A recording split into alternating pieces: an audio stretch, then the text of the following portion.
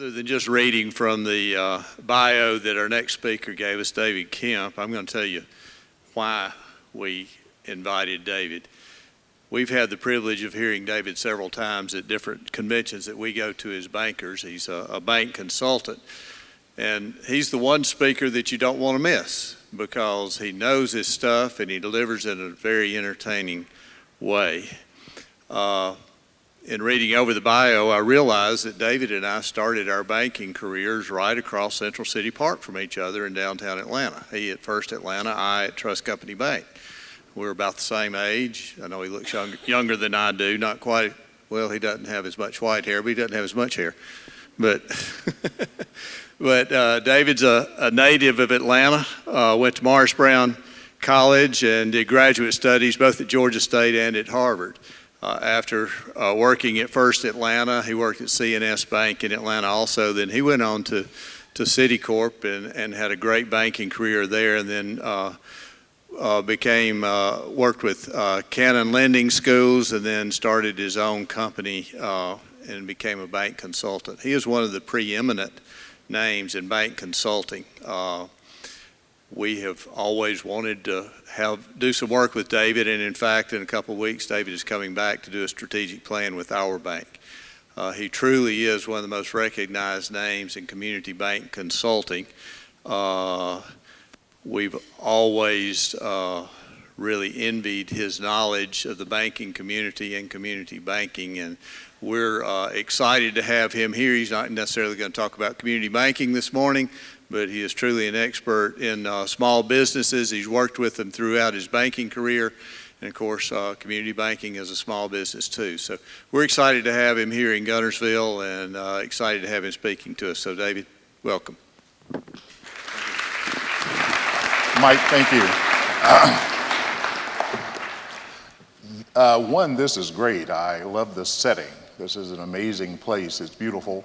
I got in late last night, so I didn't get a chance to see much, but I got up early enough this morning to look around a little bit. I want to thank Mike, and I want to thank Charlie and the bank for the invitation.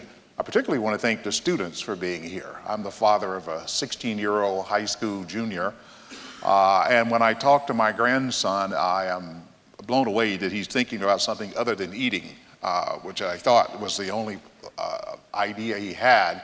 But he has some pretty good ideas, and so when I talk to him, it's really enlightening for me.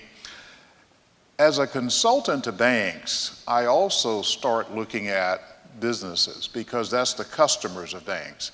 And I want to just talk about what have I observed over my 44 years in this industry. What characteristics the businesses that do great, what do they share? What are the things that work? And also, what are the things that are proven over and over to not work?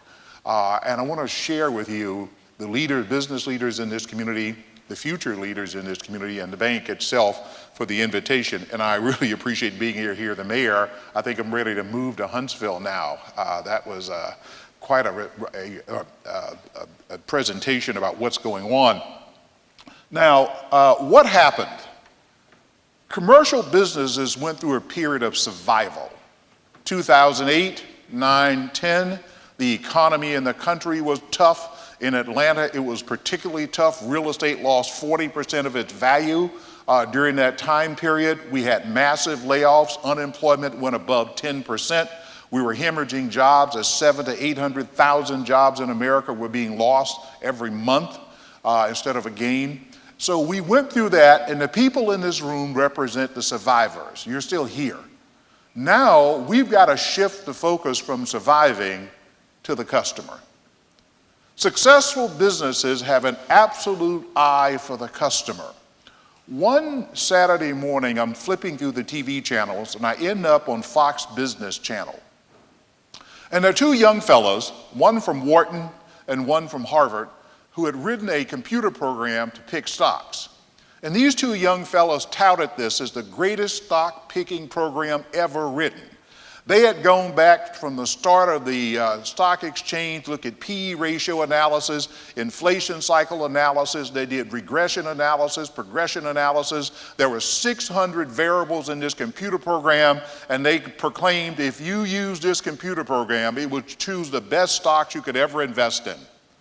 The next speaker or guest on the show was Warren Buffett. And Mr. Buffett has made about $80 billion picking stocks, so he's got some idea of how it works. And the moderator said, Mr. Buffett, what did you think of these two young fellows who preceded you? He said, I was impressed. I only understood half of what they were saying. These are smart young men, obviously. And he said, well, what did you think of their program? He said, I guess it's the best stock picking computer program ever written. I said, well, sir, what kind of program do you use? He said, I don't have one. Well, how do you pick stocks? Here's what Warren Buffett said. I generally buy stock in companies that the customers like because they tend to do better over time. And the moderator was waiting. He said, no, that's it. I buy stock in companies that the customers like because they tend to do better over time. There is no secret to making money long term. You have customers who like doing business with you. They do business with you over an extended period of time. They like you so much they tell other people they ought to do business with you. There is no secret to making money. You have to have customers who like doing business with you. It's not overly complex. And then what is it that we have to do every day? Moved a little bit. What's the question of the day? Whoops. What qualities or services can we provide our customers? This is what business owners have to think every morning when they start to their place of business.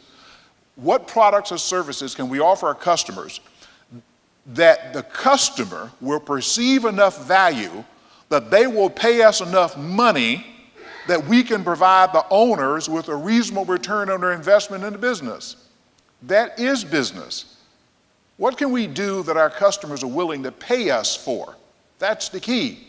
And I think that this idea of service to customers, I'm a fanatic about customer service.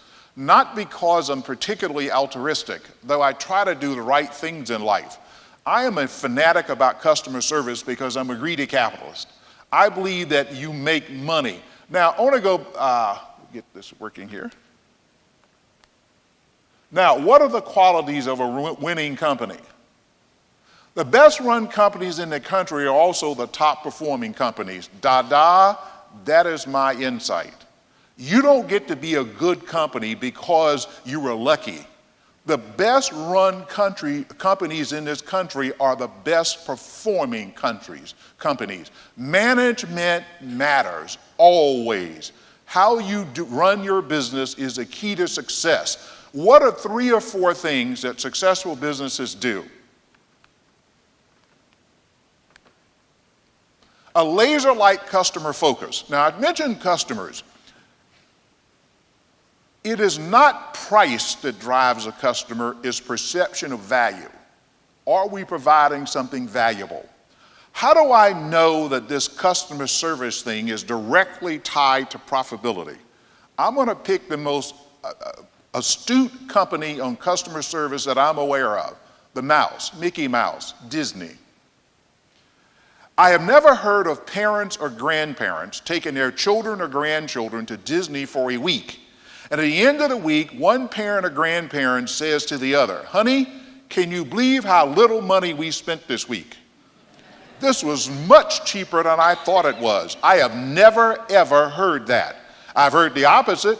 Oh my God. I'm going to have to take out a second mortgage when I get home. My youngest brother, he and his wife have 3 youngsters. I've got a 16-year-old nephew, 14-year-old, and a 12-year-old niece who informs me she is preteen, which I mean she can text at 900 words a second with her 2 thumbs. And my 2 nephews at the ages of 14 and 16 are both about this big around. But they have to eat every 48 minutes, one of those $8 hamburgers, extra large order of fries, and a half gallon of Coke, or they'll drop dead and die right there in Orlando. And my brother called me and said, Dave, your niece wanted to have lunch with the princess. Lunch was $38, corn dog and macaroni and cheese and lemonade. And he says, I can't believe how much money we spent. This is the most expensive trip ever. Then my brother said something strange at the end of all of this string of complaints. And we can't wait to go back next year. What does the mouse know? I can overcharge you $109 a day to get in for adults, $89 for children to get in. I can overcharge you, and you not only will pay it, you will come back next year when it's $119 a day. Why? You had a good time. It was valuable. Your family enjoyed it. It was safe. The people that work there are friendly. They smile at you. They show you where things are. They are not short-tempered. They seem to be eager to work there. Service always matters. The second thing is the desire to be the employer of choice. I thought the mayor was right on the money when he talked about talent development. When I'm asked, what is the challenge facing small business and small banks? Talent. Can you attract and develop the talent you need? Some people want to give up. They said this millennial generation has a short attention span. They want to be president the day they start. And there's some truth to that, but they're also very smart. And what it takes is a different management style. Your businesses are hiring people of a generation who grew up where everybody did get a trophy at the end of the year, whether their team won a game or not. That manifests itself as adults. You may not like it, but it is the truth. For example, millennials are less motivated by money than baby boomers. Don't get me wrong, they want to get paid. But that is not the primary driver. For example, people in my generation, I'm 67, and I am clearly a baby boomer.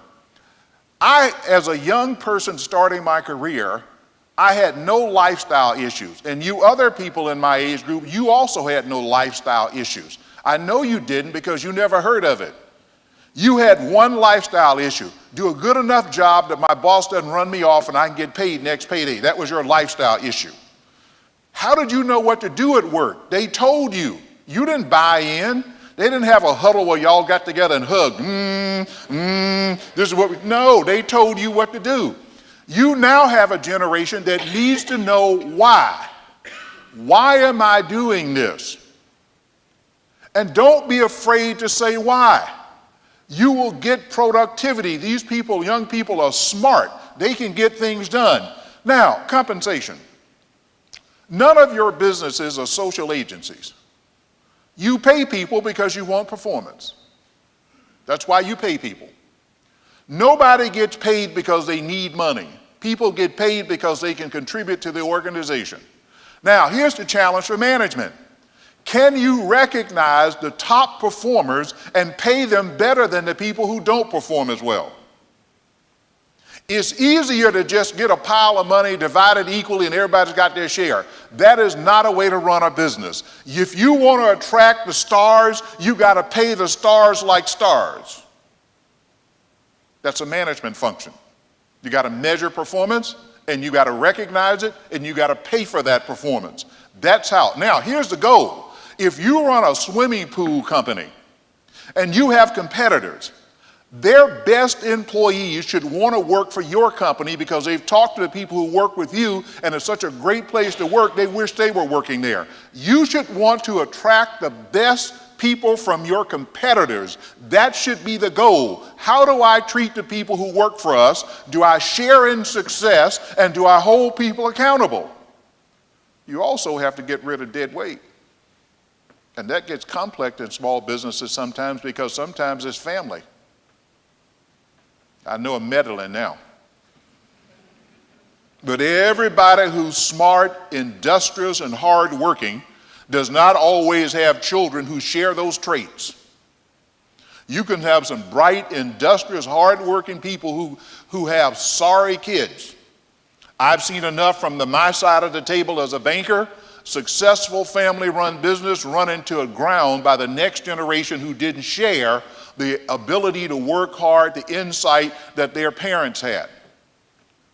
I would argue one of the greatest risks to small businesses is not recognizing when you don't have someone with sufficient talent in the family, the willingness to go outside of the family to bring in expertise. Too often, that's my nephew. He ain't that bright, not willing to learn, not a self-starter, no intellectual curiosity, no drive. Your nephew can be the demise of your business. And by the way, I've seen this in banks too. There are about 5,900 banks in America, about 2,300 are family owned. And banks are not immune from this problem. You've got to have productive employees.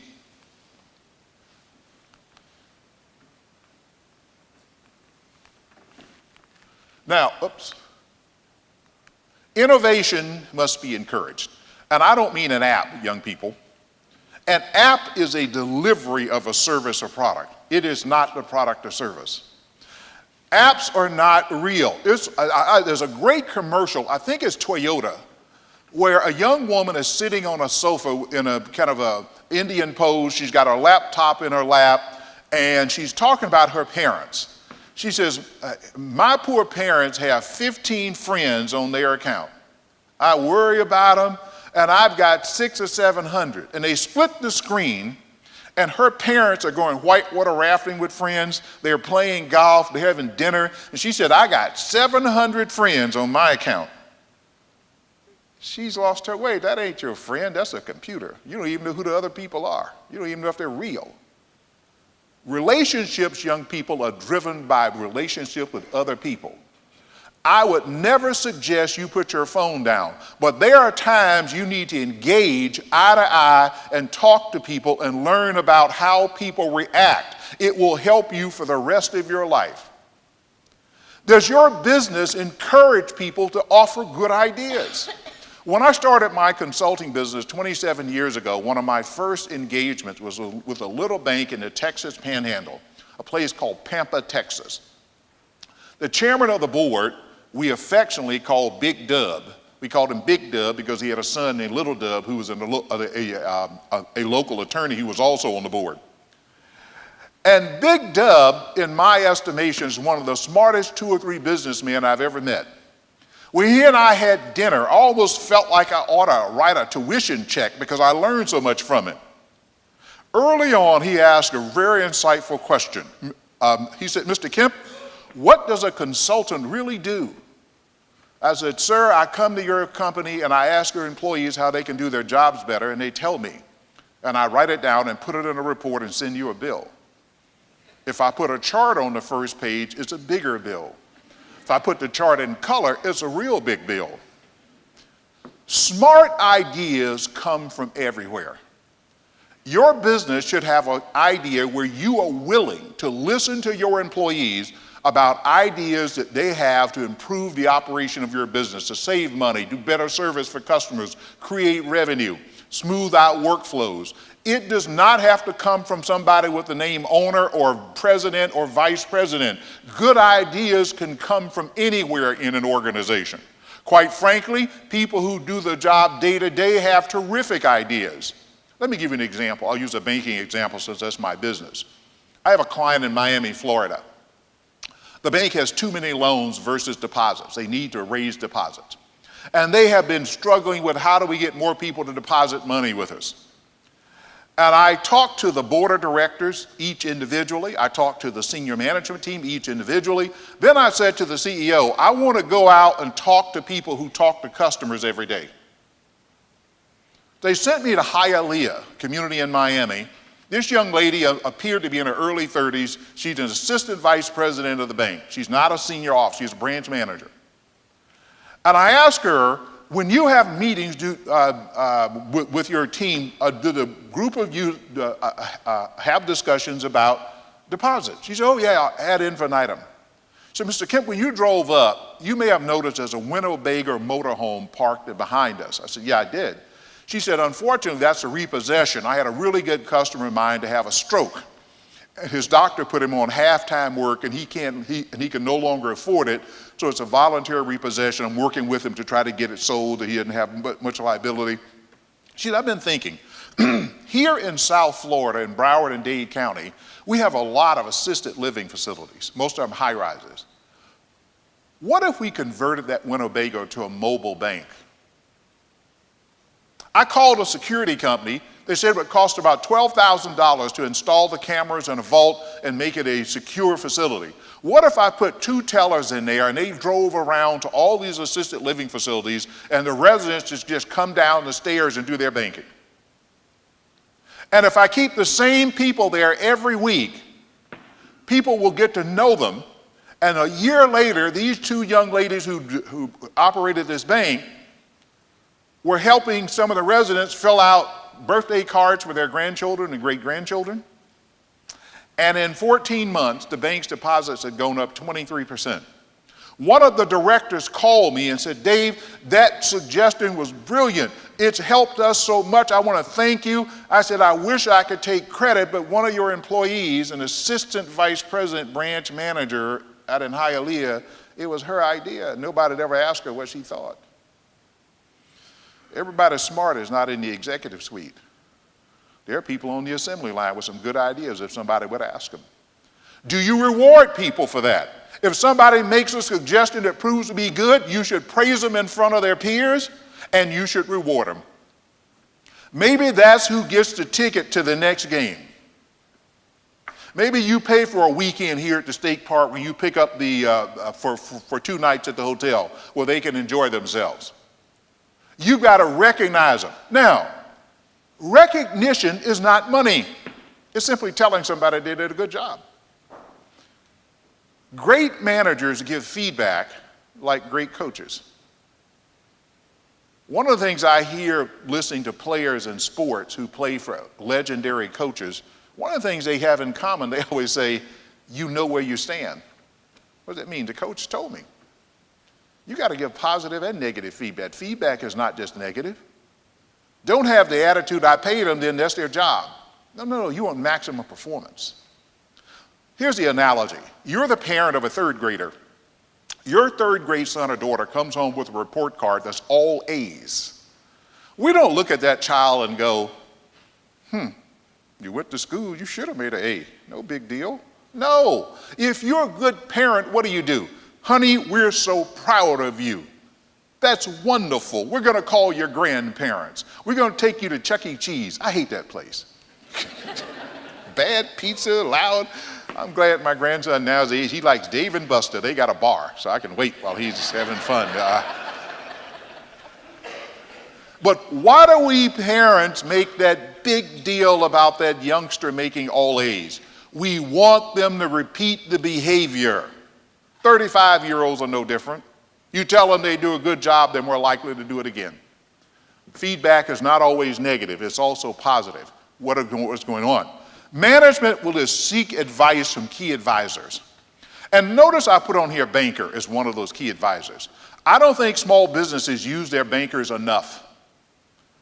Every small business does not have a chief financial officer with an MBA in finance. Your accountant may not even be a CPA. It could be your cousin. Your banker may be the most sophisticated financial person you know. It's not just, "Can I get a loan?" Your banker should be able to talk to you about inventory turnover. What has it done to cash flow in your business? How fast can you collect your receivables? If you're collecting them a little slower, what are you doing to manage the collection of your receivables? Cash flow is not a real, not an arcane concept. Cash flow is very straightforward. If you can't collect money owed to you, you get in trouble. Too often, small business owners focus on one thing, sales, 2 things, sales and profits. That's nice, but that's accounting. You should focus on the cash. You can run your business only with cash. No business will take profit.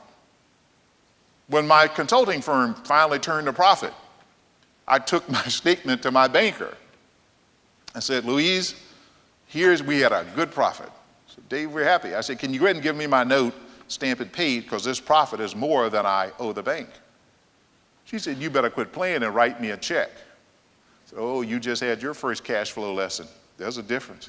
Phone company won't even take profit. I called Bell South, said, Bell South, we had a good quarter. Mr. Kemp, we happy for you. But if you don't send us a check, you won't have a dial tone in that phone next month either. The phone company will not take profit. They want cash. You're a banker. Now, why is Citizens Bank doing what they're doing today? They are part of this community. They have a corporate citizenship responsibility that they're fulfilling. When they applied for the charter to open this bank, it said in the charter application, we will take care of the needs of the financial needs of the communities we serve. This is part of this. This is coming to fruition. This is what they do. I think we need to look at bankers, you business owners, and say, what do you see, banker, when you see my business? I know when I train commercial loan officers, I talk to them about being consultants to your customers. Go out, spend time with them, explain what the bank sees in their business. If your inventory is turning too slow, what impact in dollar amount?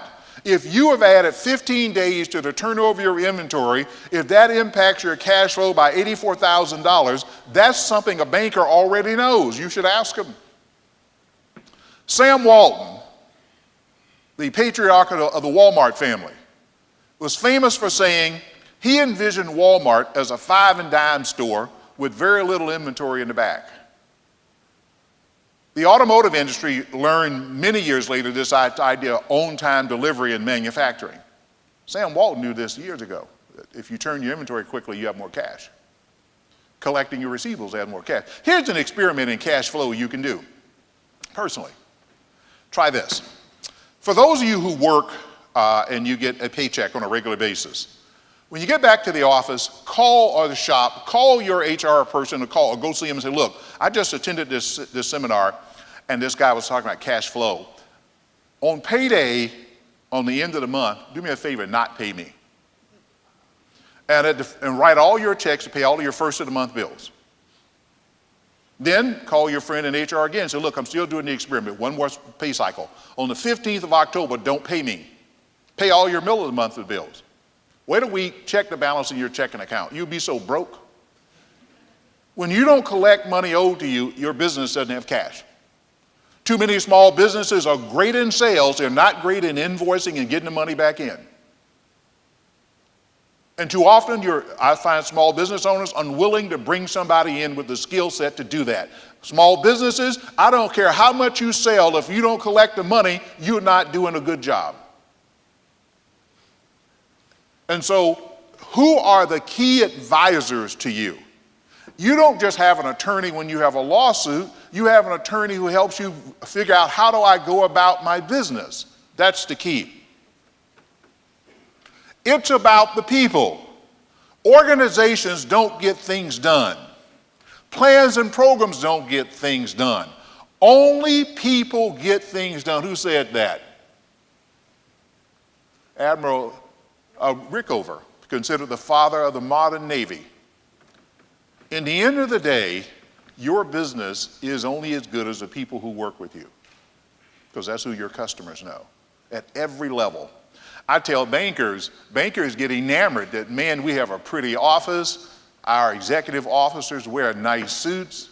At the end of the day, your teller who works for you may be the most important person for the customer. And I tell bankers, if you want proof your tellers are important, watch this. Go in any bank office where there's a queue line, where people get in line and wait for the next available teller window to open. Watch it for more than 10 minutes. Here's what you're going to see. Somebody's going to get to the front of the line, next teller finishes helping a customer, and instead of going to the open window, they will turn around to the person behind them in line and say, you go, my teller is tied up right now. All they want to know is the balance in their account. Any one of the tellers could tell them. It's a personal relationship. That's why I tell young people, I get on my grandson. I understand you're in an age of technology, but it's still people relationships that drive success. It is still the people. I was getting on one of the things, being at the Atlanta airport a lot, is a great people watching place.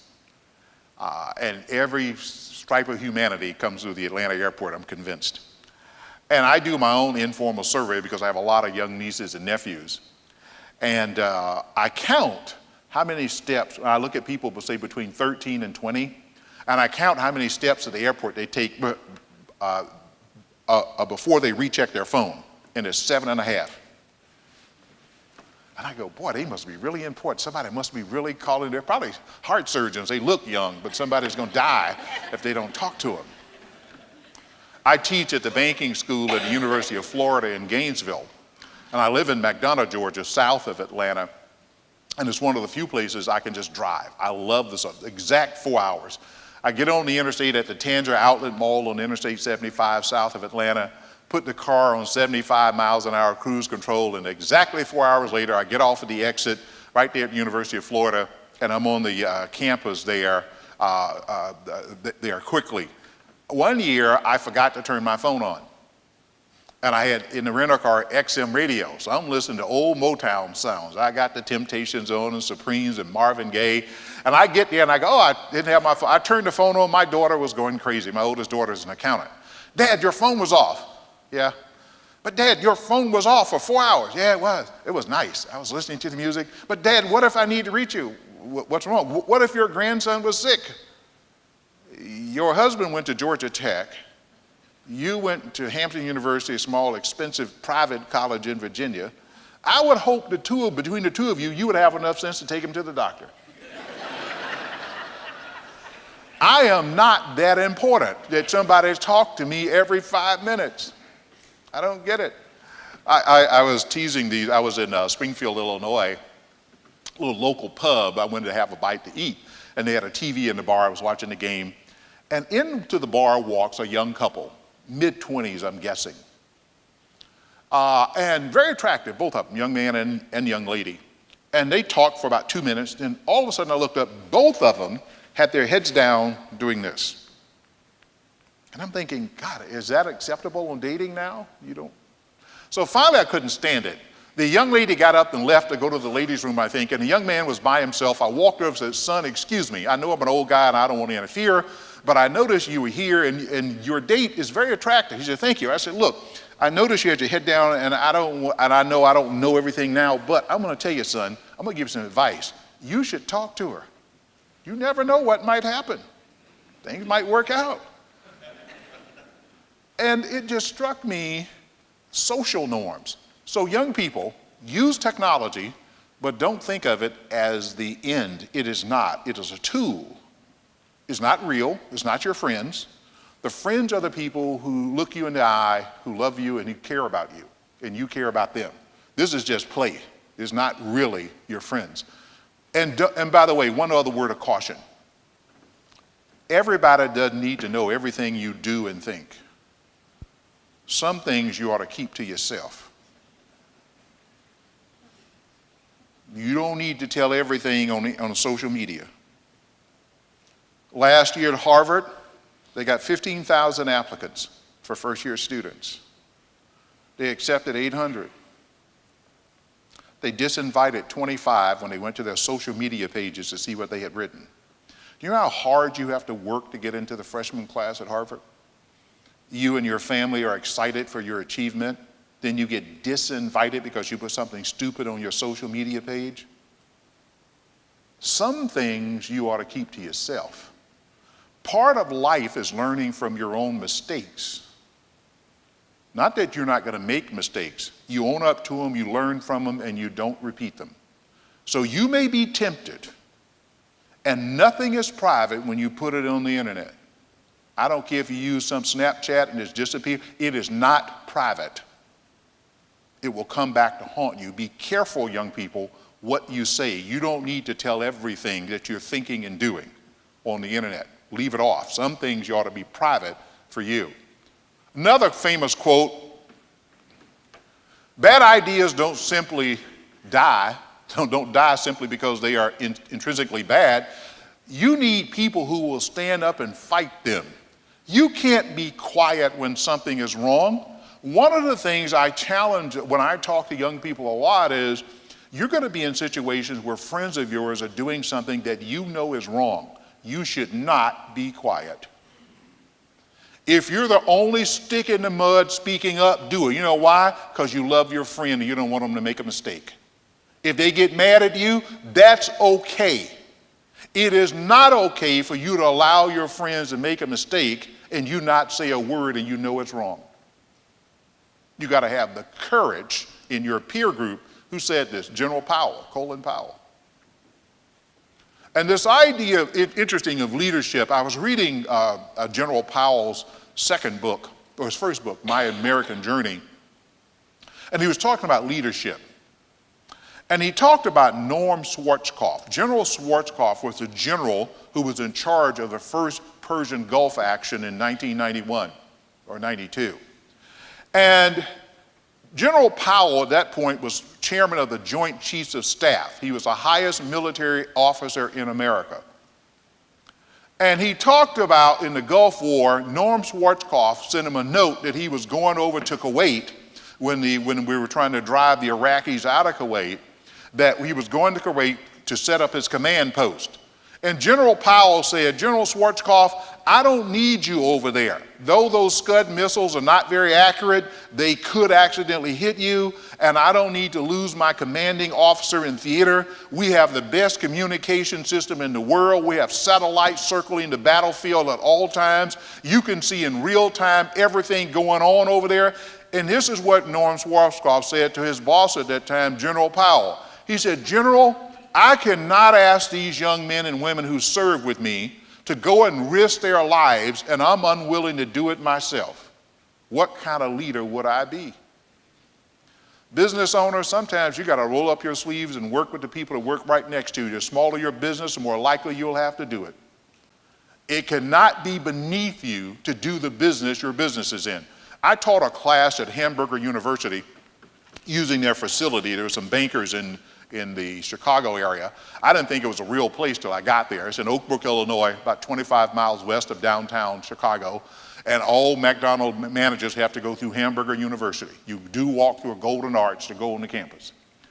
And it was a one-week school, and this third day, I think Wednesday night of the week, the treasury staff at McDonald's Corporation had a reception for us bankers. And I met the treasurer of McDonald's. And he talked about their CEO being concerned that sometimes when your business grows, you see just a spreadsheet and the numbers. And you could forget what your business is.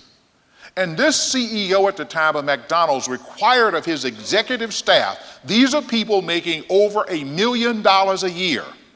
1 week, every 2 years, they had to work in a restaurant. They had to clean the bathroom, unfreeze the hamburger patties, flip them on the grill, run the drive-in, put the cups out, get ketchup out.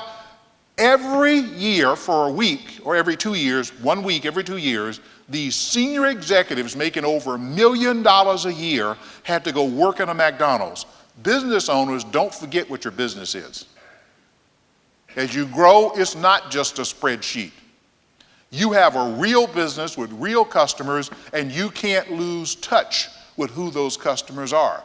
That's why when I work with bank boards, for example, I tell people serving on a bank board, go out and meet the bank's customers. Go shake their hand and say, thank them for being customers of the bank. Go to every branch you have and tell the employees you appreciate how hard they work if you serve on the board of directors. You got to have contact with the people at every level of your organization. What is this vision thing? We talk about great leaders having vision. Purpose is the destination of vision. Where are we going and why? I'm going to give you my view of this. Most of us are old enough to remember a product called New Coke that Coca-Cola came out with. And I went to school at Georgia Tech too, so I'm familiar with Coke because it's across the street from the school. And Coca-Cola, their CEO at the time, and I forget who it was, this is before Mr. Goswader followed him. Coca-Cola decided to change the formula of Coca-Cola to make it taste more like Pepsi, to capture that younger customer, a little bit sweeter or something, I don't know what it was. And I kept saying to myself, was there not one person in the board meeting when the CEO announced this to the board? And I think of farmers, because farmers know how to cut to the heart of stuff. Farmers just get through the BS and get to what's really important. And I can think of some fella sitting there in overalls who raised his hand when the CEO was announcing this change. He said, Mr. CEO, I don't understand all of the difference between glucose syrup and corn syrup and distribution channels in Africa and Asia, but let me ask you something. The product we're currently selling, Coca-Cola, is the #1 selling product in the world in this category, isn't it? Yeah. And we're going to change the formula so it tastes more like the #2 selling product. Yeah. And why are we doing this again? We tired of being #1? What we trying to do? Often, the clearest vision is the most common. Don't be afraid to ask a dumb question. Don't be embarrassed that somebody will think, ask that dumb question may save you a lot of heartache and problems. I hired a young man at Citibank from Haleyville, Alabama, to work for me. And I was senior credit officer at the time. And I used to tease him because his dad was a judge down there, the Lakeman family. His brother's a dentist in Haleyville, I think. And Kirk I used to tease him to tell him he was a country rhubarb from Alabama. The first time I took him to New York City, we got out of a taxi on Park Avenue and he was like this. I said, Kirk, man, you got to close your mouth because they can tell you from Alabama. You can look up, but you got to do it like this.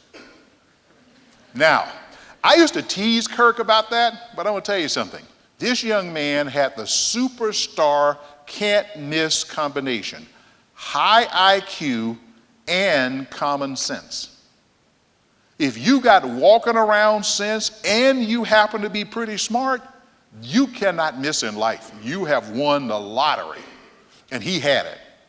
He had been at the bank 1 week. I'm not sure he even knew where the bathroom was completely. I had this large mortgage loan on my desk. And I'm a very decisive loan officer. I can make a decision. It was about $1,300,000 mortgage for a doctor. And every time I thought I was going to say yes, I said, God, I don't like this about it though. I don't want to, maybe I should. I couldn't make up my mind. Now here's this newbie, 1 week. I pick up this file, drop it on his desk and say, look at this and come tell me what you see. He comes back an hour later and here's what he asked me. Dave, why are we trying to do this loan? I said, Kirk, see on the door up there, it says loan department. That's kind of what we do. He said, no. I noticed this doctor, all of his business is with another bank down the street. Nowhere in the file does it say he's moving his business to us. Why are we trying to do a marginal loan for another bank's customer? Good, dumb question. We didn't do the loan. Everything is not profound. Sometimes the answer is right in front of us. We just got to be willing to accept it. The focus should be on getting better and better. You have to keep improving. I thought the mayor was dead on when he talked about change being a constant. You've got to keep improving. You can't just settle for where you are. You are now 2 generations removed from the last generations of Americans who, for example, could educate themselves to this level, use that education to live their entire life. That option is no longer there. You're in what we call a continuous learning generation. You will be learning for all of your life. You're going to be times you need to go to community college and pick up another skill. There are going to be times you need to go online and learn something. And there is no excuse that you're too old. There is no such thing as being too old to learn. There's a family we met when my oldest daughter went to school out in Virginia. Her roommate was from the South New Jersey area, or the just outside of Philadelphia. And it turns out their family almost mirrored our family. There was the daughter who was a freshman in college, who was my daughter's roommate. They had another daughter who was a 10th grader in high school, and our younger daughter was an 8th grader in high school. But they also had a very young son, about a 5-year-old. And over time, we got to know this family. We stayed in touch with them over the years. And about 8 years ago, this young man who was a 5-year-old finished college down in Tallahassee, Florida A&M University. And the family invited my family down for his graduation, and we wanted to go because we're also very proud of this young man. We watched him grow up. He'd gotten a job at IBM coming out of college, very sharp young man. We go down for the dinner party, and everybody's congratulating him on his success, and the mother says to her family and us, I want to tell you guys something. I have been accepted at law school at Temple University. I'm going to start this fall. Her children said, Mom, you're 57 years old. If you go to law school, you're going to be 60 before you graduate. Her response was, I'm going to be 60 in 3 years, either with a law degree or without one. I always wanted to be a lawyer, but you kids took all the money. I couldn't go to school. She graduated 5 years ago, took the bar, passed it. She has been practicing law for 5 years now. And whenever she and I get together, my first word is, you go, girl. She's my hero. There is no point at which you can't learn anything else. Continuous learning. The individual must own their role in success of the team. People have to be held accountable. They don't perform, they need to know. We don't need to baby anybody. We need to tell them. Now, this is going to be a shock to some of these millennials. They've been told their whole life they're special. Not really, you're probably average. Most people are not special, they're average. And they're going to have to be told. It may shock them. But I talked about the trophy. I'll give you an example. We've got a client bank out on the West Coast in Olympia, Washington. Has a very young CEO. She was named CEO at 38 years old, $500 million company. And I was out 4 years later. She's 42 years old. She's been president and CEO of the bank for 4 years. She's an exceptional executive. The bank is extremely well run. I asked her to step out of the room so I could have a private discussion with her board without her being in earshot. And I said, board, what are you going to do for Lori? She's at an age, she could be president of this bank for 30 years. How does somebody stay excited coming to work for that long? That's a long time. They said, well, Dave, she's a hard-working young lady. I said, yeah, she is. I said, look, she's in a different generation. Most of you are my age, and we don't see the work. I said, how do we give her something that keeps her excited? They said, what do you mean? We pay her well. Yeah, you do. The pay is fine. She's not motivated by only pay. I said, look, so because we're on the West Coast, Stanford University has a leadership program that's 6 weeks long. There's one at Harvard, there's one at University of Chicago Graduate School of Business, there's one at Wharton. It costs you about $35,000 to $40,000 for her to attend it for 6 weeks. She'll rub elbows with other CEOs from other industries. Now, if it were me, I'd rather have the bonus of $35,000 to $40,000. I honestly would. But I do understand her generation needs a trophy. The trophy is, you think enough of me to send me to this training. If you're installing swimming pools and there's a certification program, you got a bright young employee you think has potential, send them to get that training. That is their trophy. They need some feedback that I care about you and I want you to continue to grow. When you get a rising star, don't let them get away. Tell them they're important to the future of the company. Nothing wrong with saying that to them.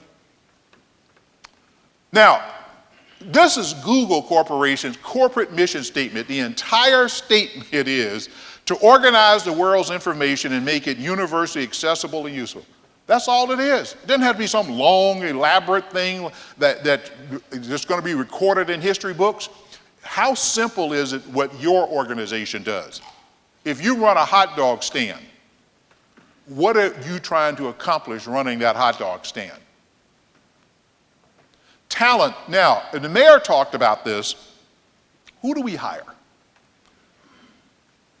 If I run a mid-sized company and I'm going to hire a fairly senior executive, he or she would not be hired without going through psychological profiling.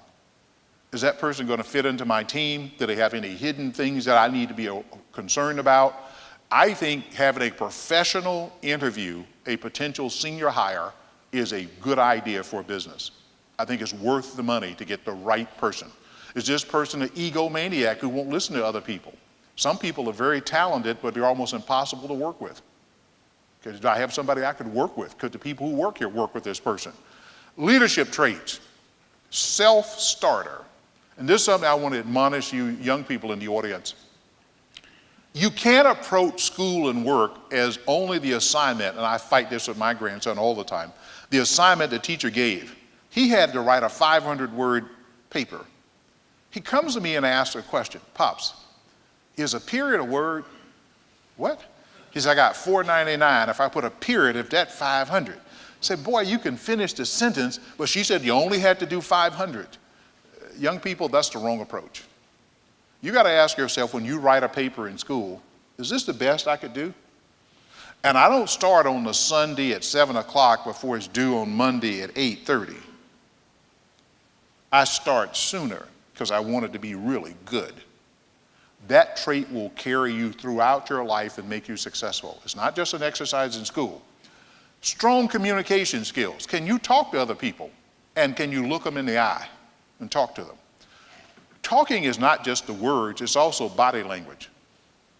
Why was Oprah Winfrey successful? People felt she was sincere. Pure and simple. The words coming out of her mouth were not unique. People thought, and whenever you heard somebody that was a fan of Oprah Winfrey, she's sincere. She's sincere. She was successful. People skills. This has to do with how you treat people. Do you treat people the way you would like to be treated? I used to tell young bankers in the bank when they were starting their careers, go meet other people in the company whom you don't know and don't know what they do, and ask them what they do. People are impressed that you care what they do. Don't hesitate to talk to people you work with. I was in a bank in Indiana last year. There was friction between the board of directors and the management of the bank. And I asked each of the senior executives this question: which one of your directors has twin grandsons? Not one of them knew. I said, no wonder you don't like these people. You don't even know them. I'd never written this before. I wrote up the final report. I said, go rent a boat and go fishing together. Go to a baseball game. Have the board and management sit and eat hot dogs and drink beer together. You got to know people you work with. When you know people, you treat them differently. And this final point, intellectual curiosity. You have to want to know stuff. Don't be content to do things because everybody says this is what you do. You got to be the kind of person that asks why. You look at the great geniuses of our time, Steve Jobs. Why? When Steve Jobs built the first Apple computer, he looked at 2,300 different shades of beige to settle on the right one. Now, I think he was a little crazy, but he did. Have curiosity, young people. Why does this work in your own business? How does this work? What are the changes coming? Staff development, I talk about leadership training. Now, the mayor mentioned having partnerships with educational institutions. I'm a big believer in that. I don't care what your business is, whether it's a vocational skill, an academic skill. Can I partner with a college or university and get young people to come work in our business? Young people want the items to put on their resume, they need experience. You can use their energy and their intellect in your business. So if there's a place where a young person can come in, I'll be honest with you, we were approached to have high school students work at our office. And I was reluctant. I'm like, I'm not babysitting. They're going to be in here on the phone. They're never going to do anything. And my office manager said, Dave, I want to try it. I said, okay, it's your baby. It's yours. And we got the first young man we got was Cameron. Cameron was 17 years old. And within short order, I realized he was the smartest person in the office, including me. I'd given an assignment. I said, look, take this data and put it in a chart for me. Mr. Kemp, would you like an exploding pie chart, a graph chart, a line chart? Here's the 4 examples of it. He could run circles around everybody in our office using a computer. He went to Georgia Tech that fall. We'd never done this before. We picked up his books, the cost. We were so impressed with this young man, how bright he was. And I told his parents, you've done a wonderful job raising this young man. He is sharp as a tack. You got to identify, recognize, and reward high performers, identify, coach, and remove underperformers, and develop, this is the intern programs. Let me just get to the end here because I'm out of time. This is a formula that we use in our business. And it's SS equals RS plus stick plus stink. SS, now this is how do you get more business. You must meet and exceed the customer's expectations. The key word up here is expectations. What do the people who are customers of your business expect from you? And can you do something to exceed that expectation? A few years ago, I got that admonition from my wife that every married fellow in this group or a fellow with a significant lady in their life does not want to hear around Christmas time. And here's the word I got from my wife. Honey, this year you don't have to buy me anything. For you young single fellas, let me explain something. That does not mean what it sounds like. You take it from some of us who's been around a while. What that really means is I want something good this year. That's what translated that means. You mess around Christmas morning and have nothing, you be sleeping on the sofa. And you be like, well, what's wrong? You said that. That does not mean what it sounds like. And I knew it because I'd messed up a lot by then. I knew what it meant. So I said, Darren, I got to get something good. And I'm sitting there watching the game. And I said, well, I'm going over to the mall. Then they cut in the game, the baritone anchor at the news station. Hi, this is Bob, the baritone anchor. I'm going to cut to Megan at the mall. Now, Megan's the new reporter who looks like she's on speed. She doesn't blink or anything. Hi, I'm Megan. I'm at the mall. Bob, you can see there are 2 parking spaces in this entire parking lot. I go, oh, I'm going to wait. It's too crowded. I waited a little while longer. I better go on over there. They cut back to Megan. Bob, as you can see, I still haven't blinked. And now the traffic is backed up a quarter mile trying to get off the freeway to get to the mall. I go, oh, God, no, I can't go over there. And a commercial comes on and saves my life. Commercial says, buy a car with a bow on it. I go, she got an older car. The car store ain't near the mall either. I bet I can get back by halftime. I jump in my car, 47 minutes and 18 seconds. I buy a car with a bow on it. Good gift, she likes it, everybody's happy. A week after Christmas, doorbell rings. It's a young fella from UPS with a box addressed to my wife. There's a card on top of the box from the salesman at the car store. Dear Mrs. Kemp, thank you for buying a car from us. I just want to send you this token of our appreciation. She opened it. There's a wicker basket that you would buy like at Pier 1 Import. And in there's a bottle of wine and 2 plastic wine glasses. Now, this is not the best wine in the world. I'm not a connoisseur by any means, but I figure if you can screw the top off, it's not like the best wine they ever made. But my wife told everybody about it. Why? She didn't expect it. Subsequently, 4 of our friends bought automobiles from the same young man. I bet he sold $250,000 worth of vehicles. Why? He did something she didn't expect. In your business, what do your customers not expect from you that would impress them? Now, this formula, SS, is successful sales. How do you get there? First, retentive sales. You got to keep the clients you already have.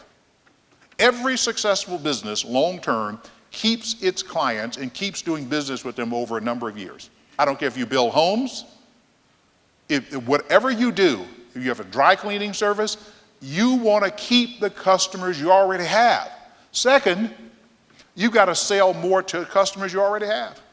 A good place to get more business is from the customers you have now. They are probably doing business with somebody else they could do with you. Don't assume you already have all your customers' business. You got to do more business with your same customers, and you have to bring in new customers. Bringing in new customers is more than just calling on people or advertising. You also need to have referral networks, people who will refer business to your business because they know people. If I'm a banker and I want mortgages sold, I call on real estate agents because they sell houses and people have to get a mortgage. So I like the real estate agents to like me. If I'm an agricultural lender at a bank, I know the extension officer, I know the people at the Farmers Home Administration. Now, why do you need new customers? One, you're going to lose some. Customers die. Back when I was a young branch manager at the First National Bank of Atlanta, we had a sales contest, and I met my goal. There was a little bonus we were going to get for it. And I'm like, hey, that's a few bucks. I'm looking forward to that. The week between Christmas and New Year, my largest customer died. They closed his account, and I did not make goal. And I was upset about it. Because I'm thinking, he could have held on for a few days to the first. People will die with no consideration for you. They will. They'll just die. And one of the fellows said, Dave, you going to Mr. So-and-so funeral? I said, no, he ain't coming to mine. I ain't going to his. you will lose inevitably some customers. And when something goes wrong with a customer, there are three outcomes. One, they can get mad at you and leave and not be a customer again. Two, you can take care of it so they're not mad at you anymore, they'll still do business with you. And number three, you can take care of the problem so well, they will do more business with you. And the challenge I want to have for you business leaders is this. Hone your craft, know what it is you do, and who your customers are. If I ask you to describe your customers, tell me who they are. Secondly, how does your business improve their lives or their business? And then thirdly, how do you get paid for what you do? You must add value. Don't strive to be the cheapest. Strive to be the most valuable. Thank you so much for your time this morning. Thank you.